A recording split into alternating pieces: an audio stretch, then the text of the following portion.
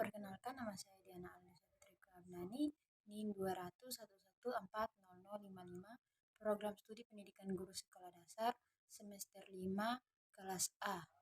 Nah, di sini saya akan menerangkan tentang modul 8, yaitu tentang strategi pembelajaran IPS pada materi gejala alam Indonesia, negara-negara tetangga, dan peran Indonesia di era globalisasi. Indonesia adalah negara besar, memiliki luas negara terluas di Asia Tenggara. Nah, jumlah penduduknya nomor 4 terbanyak di dunia dan memiliki potensi pasar yang luas.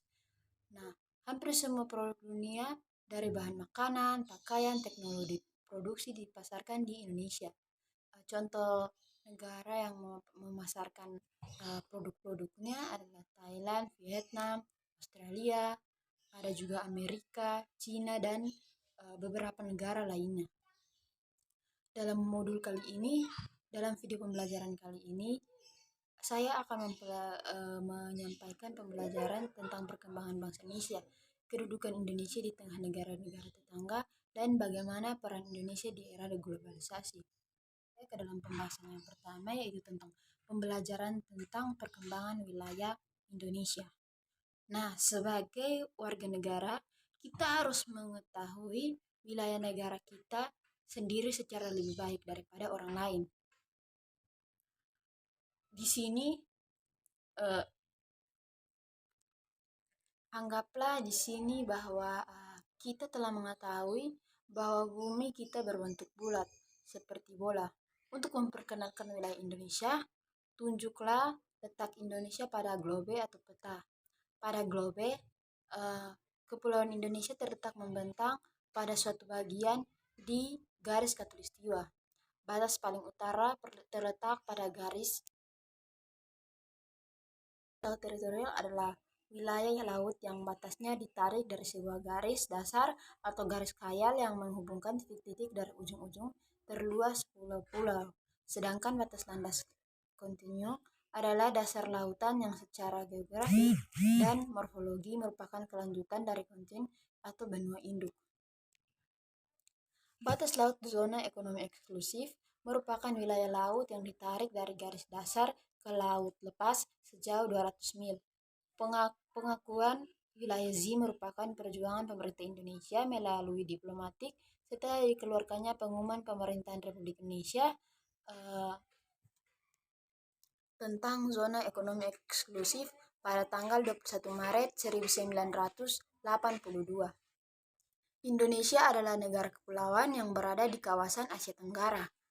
Nah, negara tetangga yang berbatasan dengan Indonesia ada di darat dan di lautan.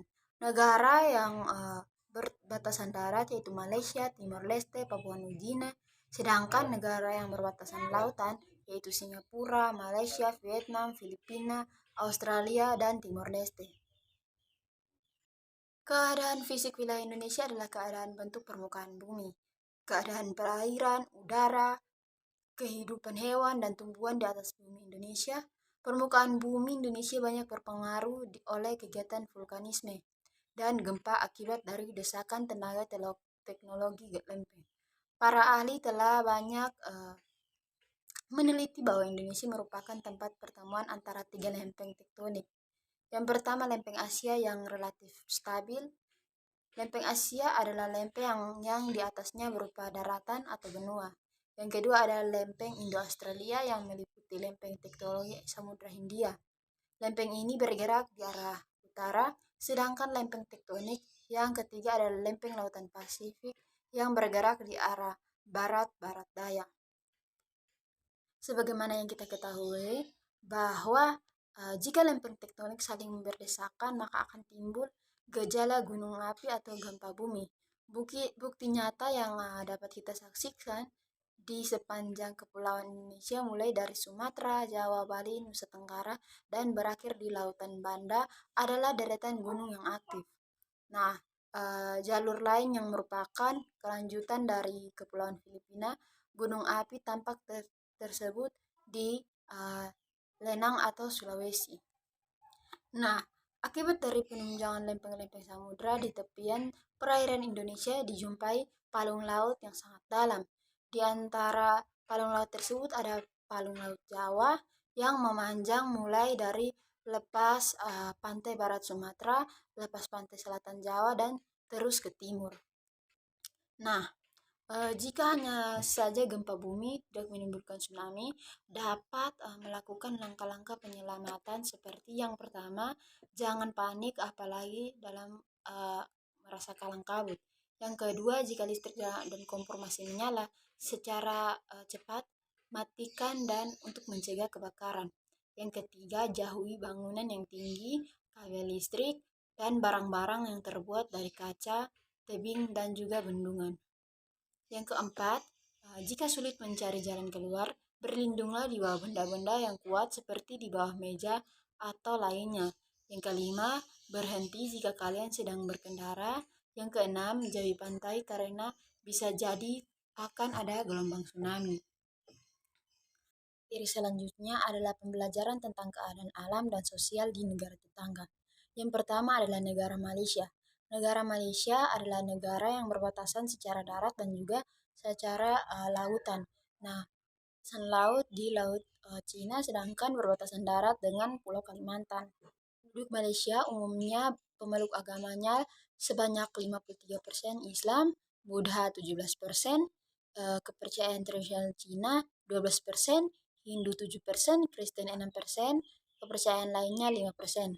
Nah, berdasarkan ciri-ciri fisiknya seperti berwarna kulit, bentuk wajah, dan tinggi badan. Nah, kependudukan Malaysia dapat dibedakan atas 3 kelompok masyarakat, yaitu Melayu, Cina, dan juga India. Orang Melayu jumlahnya sekitar 60% dari seluruh penduduk.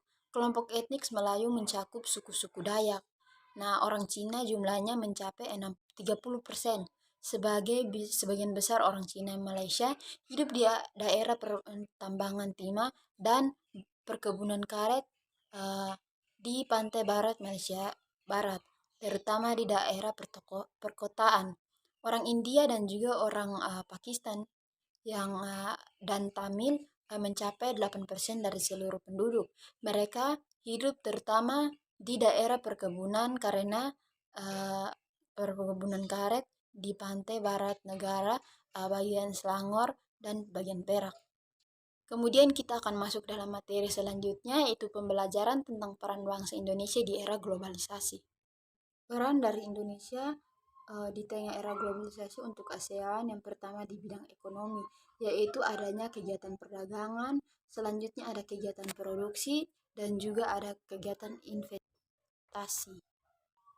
Kemudian di bidang sosial, di era global, peran Indonesia di bidang sosial telah melakukan beberapa kegiatan. Antara lain, yang pertama, Indonesia sering melakukan pertukaran pelajar dan mahasiswa dengan negara lain. Yang kedua, Indonesia memberikan bantuan kemanusiaan kepada negara lain yang sedang dilanda bencana dan konflik. Dan yang ketiga, pada saat wabah flu burung melanda Indonesia, Indonesia saling tukar informasi dengan negara lain.